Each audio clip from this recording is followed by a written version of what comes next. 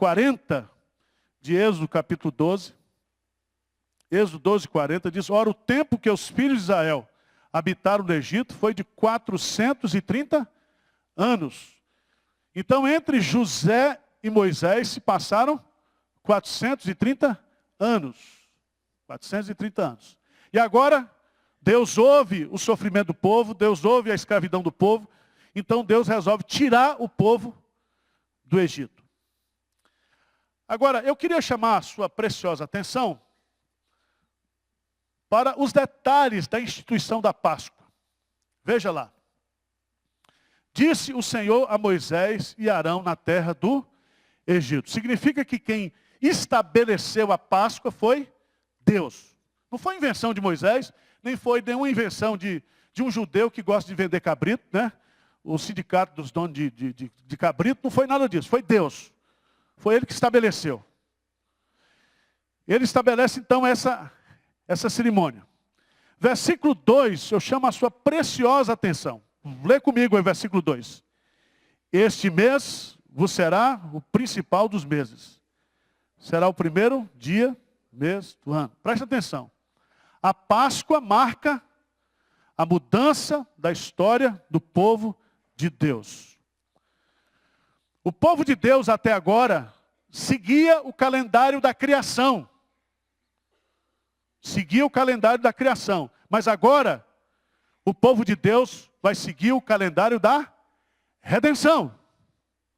Esse detalhe é muito importante, porque observe aqui que esse fato da saída do Egito marca a história do povo de Deus. Esse é o dia mais importante da história de Israel, que vai ficar na memória desse povo. O dia da sua libertação. O que é que isso ensina para a gente? O que é que Deus está pedagogicamente querendo nos ensinar aqui? Vamos abrir a Bíblia lá em 2 Coríntios. 2 Coríntios, capítulo 5. 2 Coríntios, capítulo 5. Desculpa, vou dar muita leitura bíblica para você, mas tudo bem. 2 Coríntios, capítulo 5, versos 16 e 17. Veja que Deus pega o 7º mês e diz: agora não é mais o 7º mês, vai ser o 1º mês. Porque a partir de hoje, eu estou mudando o calendário de Israel para mostrar para vocês que o dia mais importante da história de vocês foi o dia da sua redenção. Vamos ler juntos? 2 Coríntios 5, 16 e 17, o que é que diz? Assim que nós, daqui por diante, a ninguém conhecemos segundo a carne. E se antes conhecermos Cristo segundo a carne, já agora não o conhecemos deste modo. E assim, se alguém está, é nova criatura, as coisas antigas já passaram, eis que se fizeram o quê? Novas. Do ponto de vista da criação, do calendário da criação, você existe no dia do seu nascimento. Você pega a sua RG e tem aí a data do seu nascimento. Certo?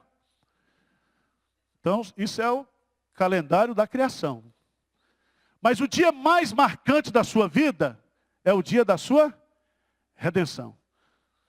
E Jesus explica isso para Nicodemos. Nicodemos diz: olha, uma coisa é você nascer da carne, outra coisa é você nascer do Espírito. Veja que Deus está estabelecendo aqui na Páscoa uma mudança no calendário de Israel para ensinar para esse povo que a data mais importante da história desse povo é a data da sua redenção. É a data da sua salvação. Amém, irmãos? Então, eu não sei quando foi que você nasceu, qual a sua idade, mas a coisa mais importante que Deus fez na sua vida foi mudar a sua vida, mudar a sua história no dia que Ele redimiu você, no dia que o Espírito Santo aplicou a obra de Cristo na sua vida. Ele mudou a sua história. As coisas velhas ficaram para trás, eis que tudo se fez novo. A partir de hoje, nova criatura, um novo ser, novo relacionamento, novas coisas, novidade de vida. Algo completamente novo. Mas em segundo lugar, veja lá em Êxodo, a Páscoa marca a mudança na história do povo de Deus. Segundo, versos 3 e 4, 12, 3 e 4. Falai a toda a congregação de Israel, dizendo: aos 10 deste mês, cada um tomará para si um cordeiro, segundo a casa dos pais, um cordeiro para cada família. Mas se a família for pequena, para um cordeiro, então convidará ele o seu vizinho mais próximo, conforme o número das almas, conforme o que cada um puder comer. Por aí calculareis quantos bastem para o cordeiro. Tem que calcular a quantidade e o tamanho do cara também, porque às vezes o cara, só ele come o cordeiro todo. Né? Então tem que fazer um cálculo, tem que calcular se o cordeiro vai dar. Mas por que Deus está ensinando isso aqui? Por que Ele está estabelecendo isso aqui? Ele está ensinando para a gente que a Páscoa é uma celebração o quê? Comunitária, familiar. Você não come a Páscoa o quê? Sozinho. Por isso você tem que aprender o seguinte, você não é crente o quê? Sozinho. Você para desfrutar da salvação, você para participar das bênçãos de Deus, você participa o quê? Comunitariamente. Não tem jeito, irmãos. Não tem jeito. Hoje o cara quer ser crente sozinho, quer ser crente online, mas não tem jeito. Você tem que viver a comunidade. Sabe? A fé, ela é comunitária, não tem jeito. E aqui, eu queria que você abrisse a sua Bíblia, lá em 1 Coríntios, capítulo 12. 1 Coríntios, capítulo 12.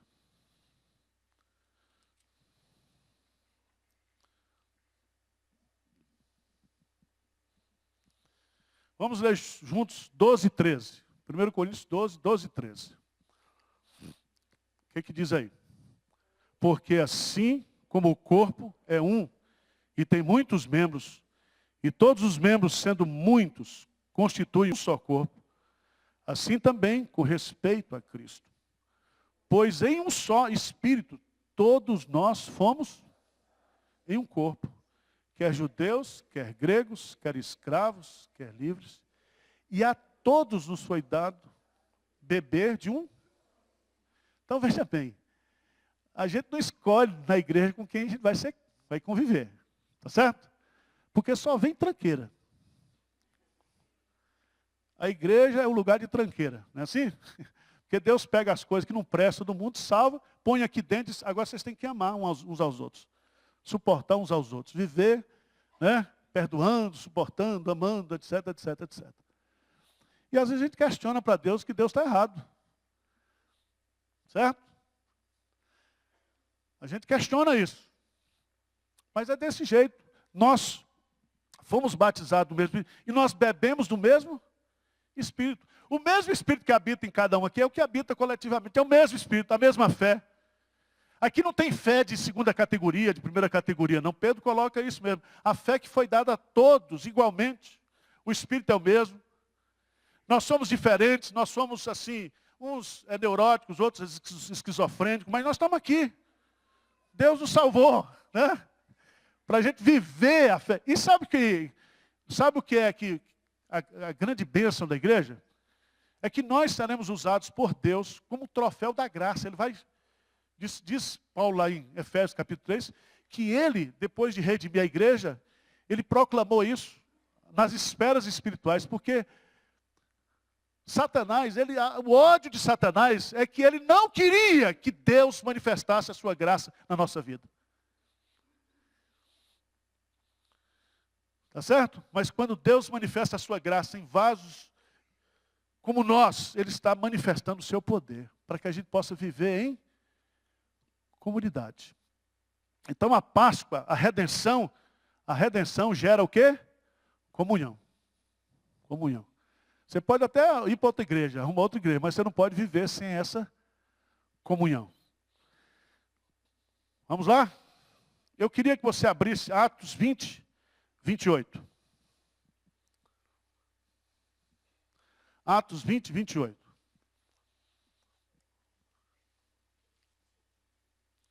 Lê para mim aí, por favor, com voz de locutor de rodoviária, bem forte, bem forte. Vamos lá. Juntos aí, irmão. Vamos lá. Atos 20, 28. O que é que diz aí?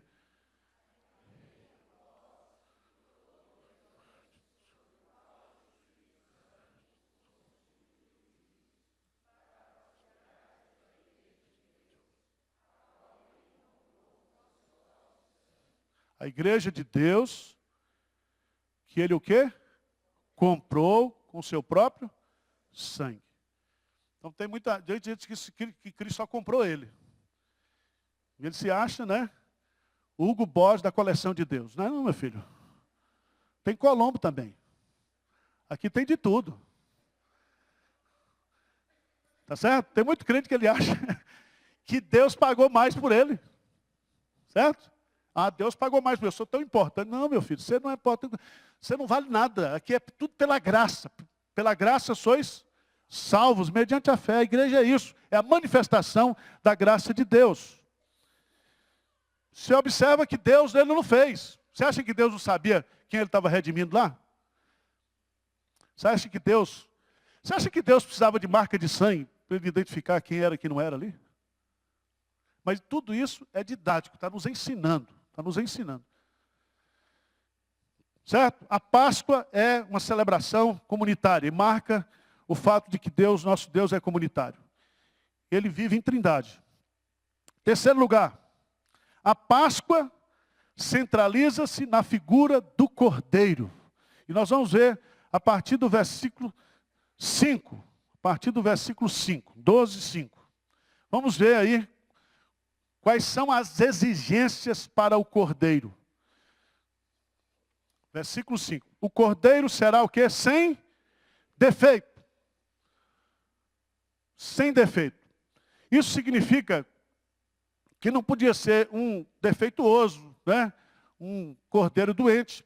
Isso simboliza o aspecto da impecabilidade de Cristo. Cristo só pôde perdoar os nossos pecados porque ele era um cordeiro o quê? Perfeito. Ele foi tentado em todas as coisas, mas sem pecado. O sacrifício dele foi perfeito por causa da perfeição da sua natureza. Eu queria que você observasse lá comigo Hebreus capítulo 7, verso 23 a 28. Hebreus 7, 23 a 28. É estudo bíblico, irmãos, porque esse assunto é muito importante. 7, 23 a 28.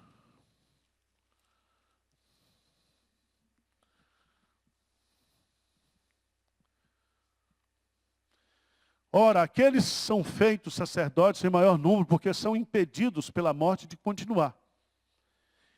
Este, no entanto, porque continua para sempre, tem o seu sacerdócio o quê? Imutável.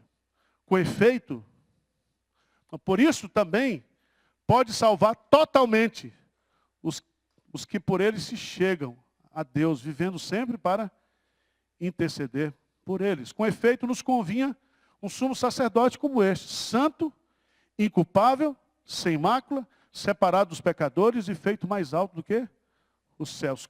Que não tem necessidade, como os outros sumos sacerdotes, de oferecer todos os dias sacrifício, primeiro por seus próprios pecados, depois pelos do povo. Porque fez isto uma vez por todas, quando a si mesmo o quê?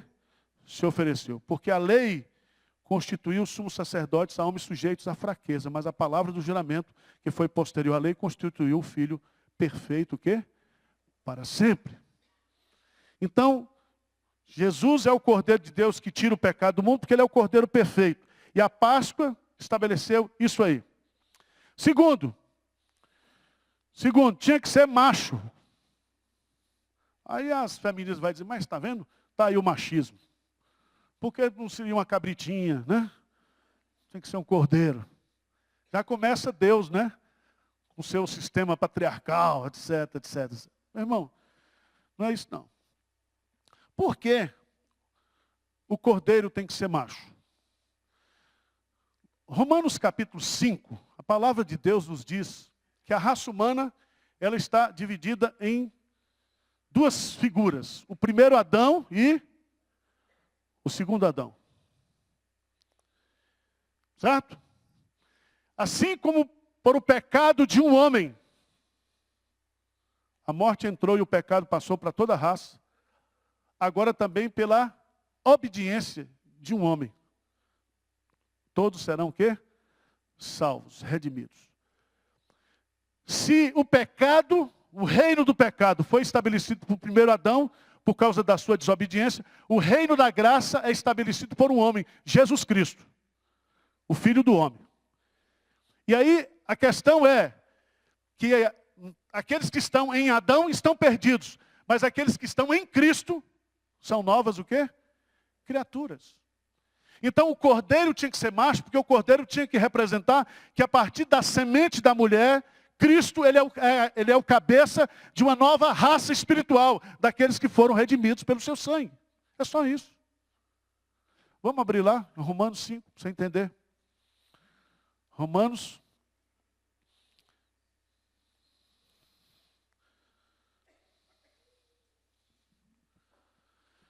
5:12, a partir do versículo 12. O que é que diz aí? Portanto, assim como por um só homem entrou o pecado do mundo, e pelo pecado a morte, assim também a morte passou a todos os homens, porque todos o quê? Então veja bem, Adão, o primeiro Adão, ele é o cabeça de uma raça. Certo?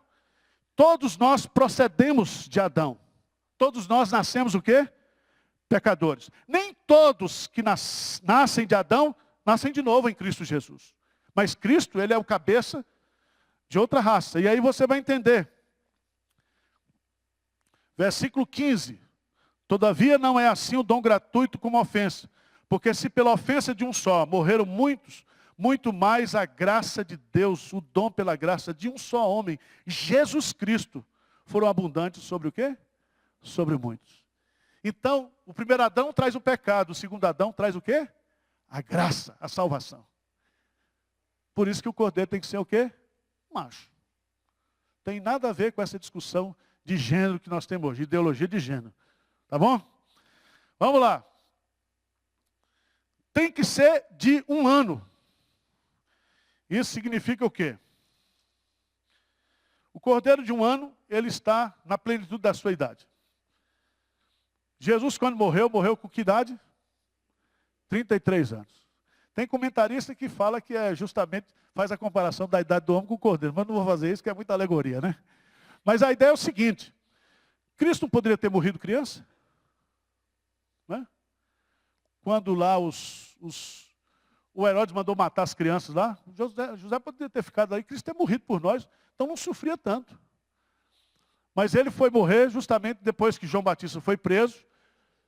Então ele viveu 3 anos do seu ministério. E ele morreu na plenitude da sua idade. Não pode ser um cordeiro muito novinho, não pode ser um bode velho também que não resolve. Tem que ser um bode assim, do cordeiro, na plenitude da idade. Na plenitude da idade. É coisa de Deus, ele está falando, eu estou explicando, tá certo? Qualquer coisa você pergunta aos universitários aí. Vamos lá. Diz aí também, de 1 ano, sem defeito, macho de 1 ano, ele precisa ser morto. Está no versículo 6. E o guardareis até o 14º dia deste mês, e todo o ajuntamento da congregação de Israel o imolará no crepúsculo, o quê? Da tarde. Veja que aqui tem uns detalhes interessantes. O cordeiro, que tinha que ser sem defeito, macho, de 1 ano, ele ia viver na casa da pessoa durante quantos dias? 4 dias. Então no 10º dia pegava o cordeiro, eu não sei para que era, né? Aí os comentaristas falam um monte de coisa. Jonathan, que é judeu, pode explicar isso aí, né, Jonathan? Eu não sei se era para brincar com o cordeiro, ou se era para examinar se o cordeiro tinha defeito ou não. Né? Alguns comentaristas dizem até que é para que o cordeiro, para que a família se identificasse com aquele cordeiro. Porque aquele cordeiro, ele geralmente era propriedade da família. Da família. Mas, meus irmãos, Deus não explica. Essas explicações explicam, mas não convence.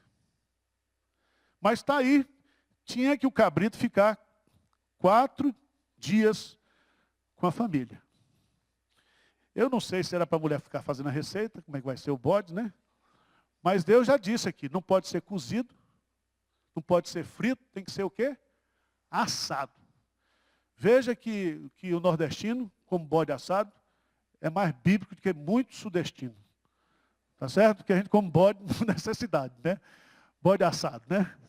Então, é muito interessante esse texto aqui, porque Deus foi que estabeleceu comer bode assado. Então, vamos lá. Mas veja no texto, que diz assim, o guardareis até o 14º dia do mês. E todo o ajuntamento da congregação de Israel o imolará no crepúsculo da tarde. Ele precisa ser morto, depois de 4 dias de convivência. Mas ele tem que ser morto entre as noites, ou seja, no crepúsculo. Jesus Cristo morreu que horas? Às 3 horas da tarde. E a noite ia começar a que horas? Às 6. Mas nesse período ele morreu e foi o quê? Enterrado. O Cordeiro de Deus. Mas eu queria chamar a sua atenção para um detalhe que Mateus escreveu o evangelho para quem? Para os judeus. Veja o detalhe que Mateus coloca lá, capítulo 27, versículo 45.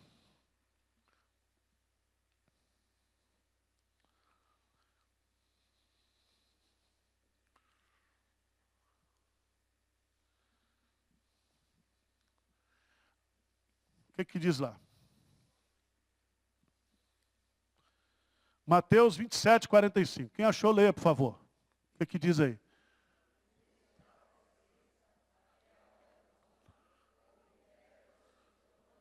Pronto. Houve trevas sobre a terra. Escureceu tudo. Né? Isso aqui, de uma certa forma, é usado por Mateus, porque Jesus Cristo morreu quando? Hein? Na Páscoa, não foi? Foi ou não foi? Antes de morrer, Jesus Cristo celebrou a Páscoa com os discípulos? E ele morreu na sexta-feira, não foi isso?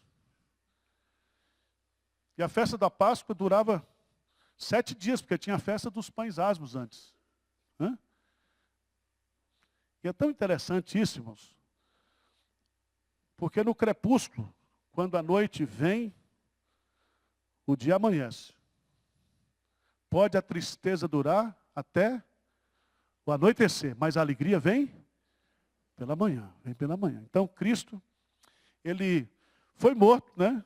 No crepúsculo também. E o que eu acho interessante aqui também, no texto, e você imagina que lá no Egito, deu 3 horas da tarde, 4 horas, das 4 às 6, toda a família matando o quê? Um cabrito. Vocês já viram matar cabrito? Quem já viu aqui matar o cabrito? Pendura o cabrito de cabeça para baixo, assim. Aí corta, né, o pescoço dele. E o cabrito, ele não fecha os olhos, ele morre olhando para você, assim. Ó.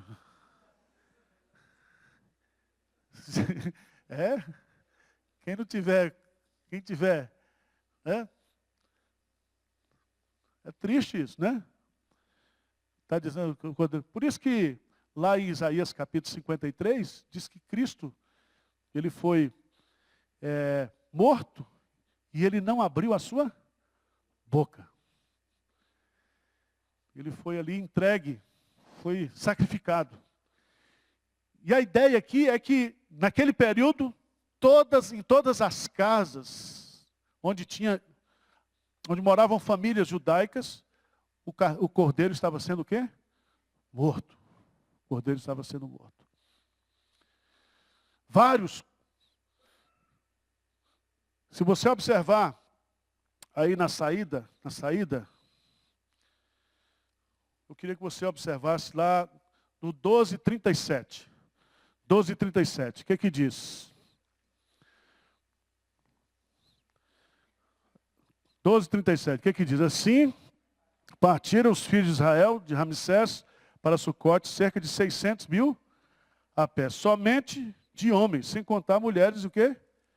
E crianças. Vamos supor que de 2 em 2 famílias, eu sei que naquela noite morreram 300.000 cabritos lá no Egito.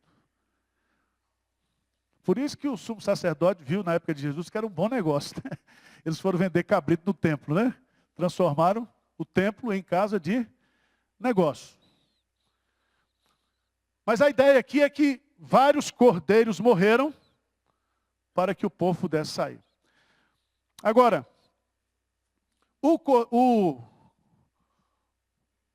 no versículo 10 do capítulo 12, disse assim: nada deixareis dele até pela manhã. O que, porém, ficar até pela manhã, queimá-los-eis. Significa que eles teriam que passar a noite comendo aquele cabrito, e tinha que comer o cabrito todo. Se sobrasse alguma coisa, tinha que ser o quê? Queimado. O que isso aponta? Vamos lá para João, Evangelho de João, capítulo 6. Evangelho de João,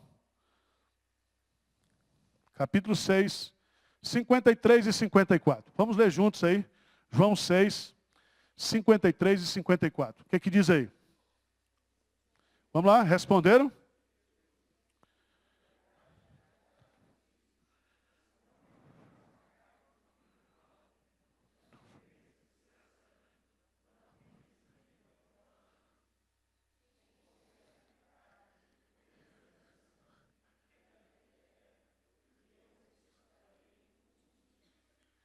Está vendo? Coisa bonita. Isso aí ele está usando a linguagem, né, figurada, porque comer e beber da carne e do sangue de Jesus significa apropriar-se de Jesus pela fé. Crer em Jesus. Porque imagine, meus amados irmãos, você passar sangue na porta e achar que Deus vai poupar você? Precisa ter fé, precisa ou não ter? Os mais incrédulos devem ter passado e disse: Senhor, me erra, por favor. Me erra, Senhor. Né? Outro podia ter falado assim: eu vou passar só um pouquinho, vou pintar a casa toda. Para Deus não errar, né? Mas o que Deus está estabelecendo aqui, sabe o que é? É um método de ensino, ele está apontando para Jesus. Agora, o sangue do cordeiro deveria ser aspergido nos umbrais e na viga das portas da casa. Está lá no versículo 7. Tomarão sangue e o porão em ambas as ombreiras e na verga da porta das casas em que o comerem. Aí está, né, mostrando tudo que deveria ser feito com o cordeiro. Quarto lugar, a Páscoa significa salvação para o povo de Deus e juízo para os seus inimigos. Veja aí nos versos 12 e 13. Porque naquela noite passarei pela terra do Egito e ferirei na terra do Egito todos os primogênitos, desde os homens até os animais. Executarei juízo sobre todos os deuses do Egito. Eu sou o quê? O Senhor. Então Deus está executando o quê? Juízo. Ele está julgando. Ele julga as nações e os povos com equidade. Então ele está julgando o Egito. E esse Deus, tinha um Deus lá, o Ram, Deus Sol, que era o último Deus que Faraó se dizia esse Deus.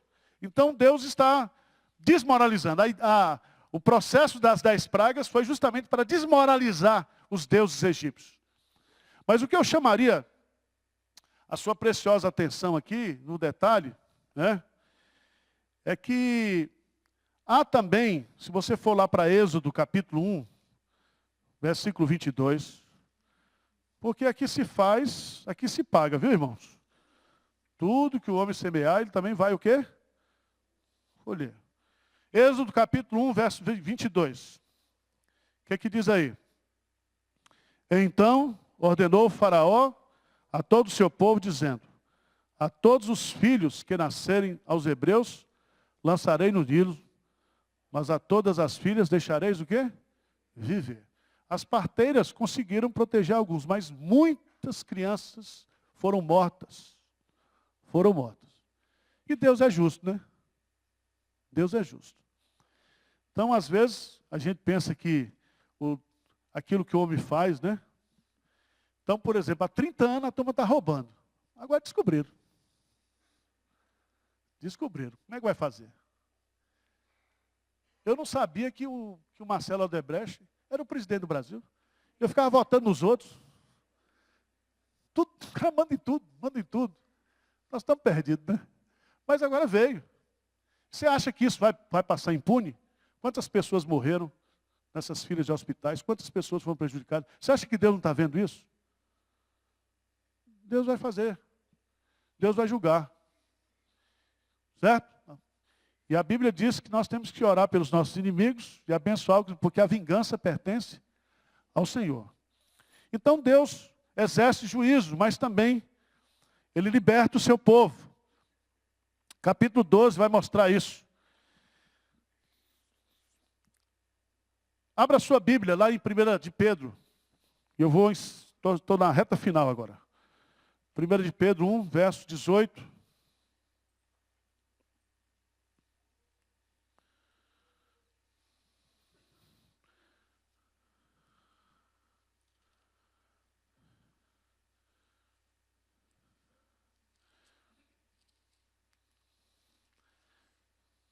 Pedro, capítulo 1, versículo 18 a 21. Estou aí? Vamos ler juntos? Sabendo que não foi mediante coisas corruptíveis como prata, ouro, que fosse resgatado o vosso fútil procedimento que vossos pais, mas pelo precioso sangue, como de cordeiro, sem defeito e sem mácula, o sangue de Cristo. Isso foi o preço da nossa o quê? Redenção. Para nós não custou nada, mas para Deus custou a vida do seu filho. Então a Páscoa, gente, para nós, significa salvação. Salvação. Então quando você for comer o bacalhau hoje, lembra de mim também, tá? Quando entrares no teu reino. Né? Agradeça a Deus, não por causa do bacalhau, né? For comer o chocolate, louve a Deus, porque você é salvo. Porque não adianta você comer bacalhau e comer chocolate e ir para o inferno, tá certo? Não adianta nada. Mesmo que seja daqueles lombo português de primeira. Né? Você precisa entender a beleza do significado da Páscoa. Páscoa é salvação, é recomeço. Agora, em quinto lugar, eu quero encerrar com esse ponto aqui. Voltando lá para Êxodo.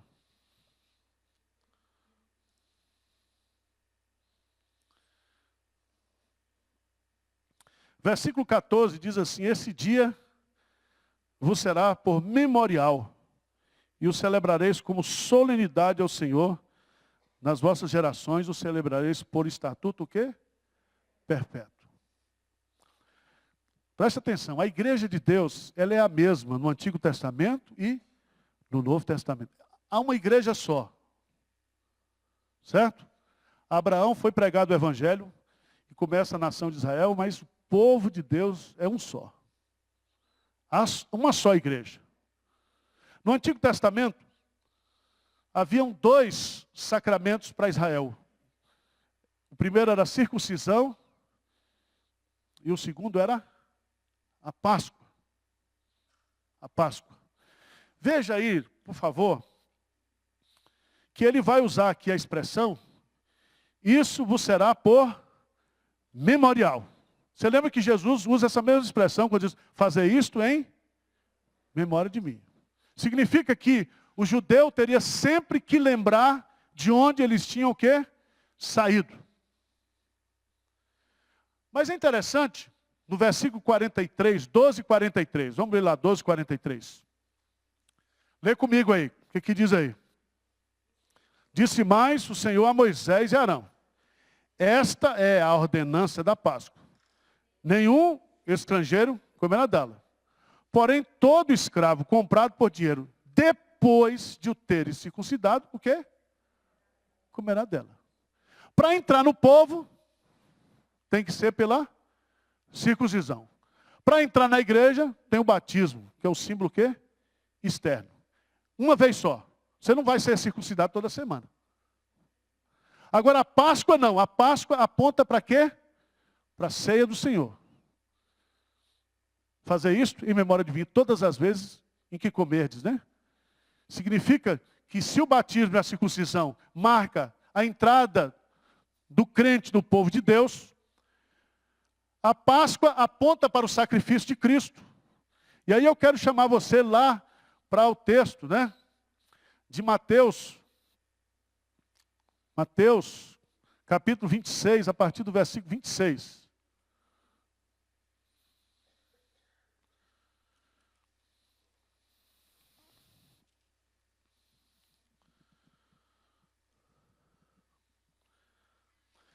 Se você observar 26, a partir do versículo 17, no primeiro dia da festa dos pães asmos, Mateus 26, 17. Vieram os discípulos a Jesus e perguntaram: onde queres que te façamos os preparativos para comeres o quê?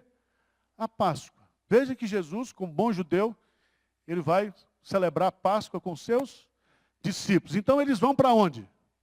Para um cenáculo lá. Alguém empresta o lugar, é isso? E Jesus respondeu: ide à cidade ter com certo homem, diz aí o mestre manda dizer: o meu tempo está próximo, em tua casa celebrarei a Páscoa com os meus discípulos. E eles fizeram como Jesus lhe ordenara aí, preparar o quê? A Páscoa. Preste atenção. Aí, no versículo 26, o que é que diz aí? Enquanto comiam. Comiam o quê? A Páscoa, né? Ou não? Eles estavam celebrando o quê? A Páscoa. O que é que Jesus estava comendo? Cabrito assado. Com as ervazinhas, com o panhasmo, estava lá. Certo? Então Jesus agora, ele cumpre a Páscoa. Então eu não posso, eu e você hoje, como cristão, ficar matando bode dentro de casa e comendo cabrito assado, porque isso simplesmente apontava para o sacrifício de Cristo. Eu tenho que celebrar o quê? A ceia do Senhor. Porque nesse contexto, Jesus é o seguinte: a Páscoa apontava para o sacrifício de Cristo. E a Páscoa ela foi celebrada até Cristo, pelos judeus. Até hoje eles celebram, porque para eles Jesus não veio ainda. Mas agora, no contexto da Páscoa, Jesus diz claramente, ele toma dois elementos. Enquanto comiam, tomou Jesus o pão e abençoando, partiu e deu aos discípulos, dizendo: tomai e comei, isto é o meu corpo. A seguir tomou um cálice e, tendo dado graça, deu aos discípulos, dizendo: bebei dele todos, porque isso é o meu sangue, o sangue o que? Da nova aliança. Porque a Páscoa fazia parte do que? Da velha aliança. Do culto cerimonial. Mas agora vem o culto em espírito e em verdade. Vem agora com Jesus. A partir de agora o culto é novo. Tudo é novo. Então, a Páscoa se cumpre em Jesus.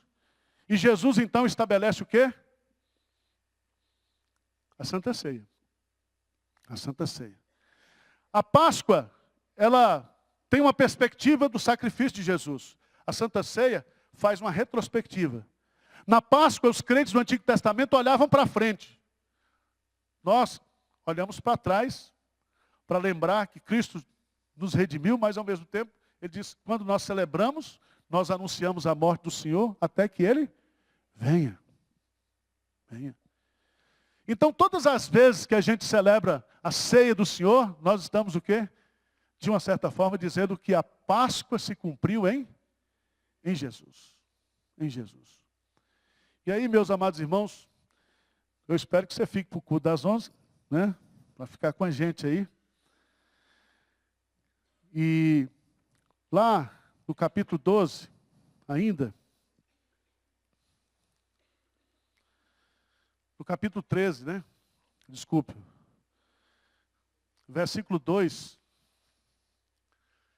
Disse o Senhor a Moisés: consagra-me todo o primogênito, todo que abre a madre de sua mãe entre os filhos de Israel, tanto de homens como de animais, é o quê?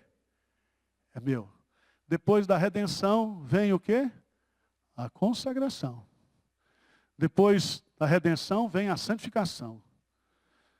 A consagração no primogênito. Isso significa que Deus tem a primazia em tudo que nós somos. Então, o fato de Deus matar os primogênitos, Ele está dizendo que Ele é Senhor de todas as coisas.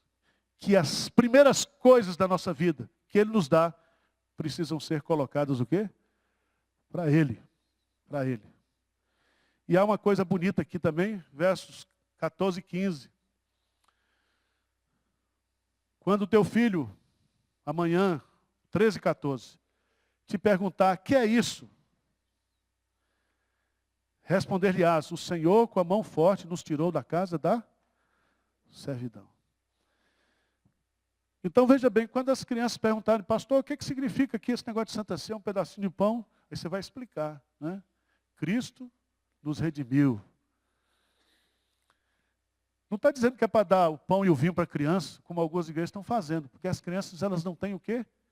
Consciência nem discernimento daquilo que estão fazendo. Por isso que elas precisam ser ensinadas primeiro. Depois elas vão participar. Elas vão participar. E meus amados irmãos, só existem esses dois elementos, né, midiáticos do cristianismo.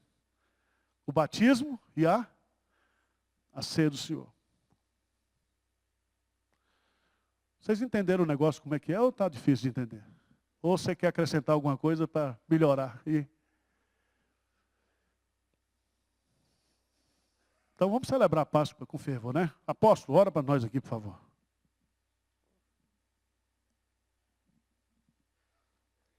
Entramos na presença do Senhor, agradecemos por esse dia muito importante de Páscoa, a ressurreição de Jesus, que todo mundo está aqui celebrando a Santa Ceia nesse momento.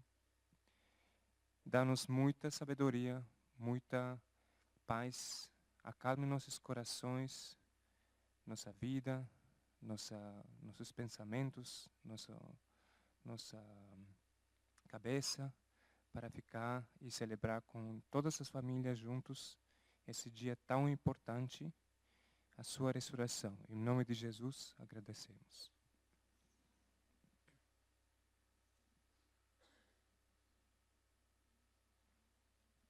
Nós vamos ter um intervalozinho, meio-dia, ou 11 horas nós começaremos o culto, tá?